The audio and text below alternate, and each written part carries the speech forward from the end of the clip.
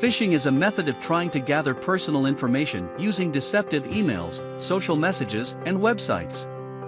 Often posing as a request for data from a trusted third party, phishing attacks are sent via email or social media and ask users to click on a link and enter their personal data. Phishing methods have gotten much more sophisticated in recent years, making it difficult for people to discern a legitimate request for information from a false one.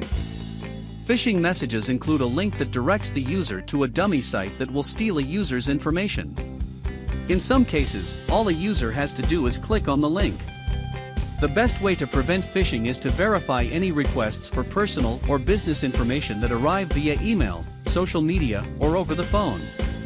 If the message has a phone number, don't call that number, but rather find a published number online or within other documentation you've received from that source.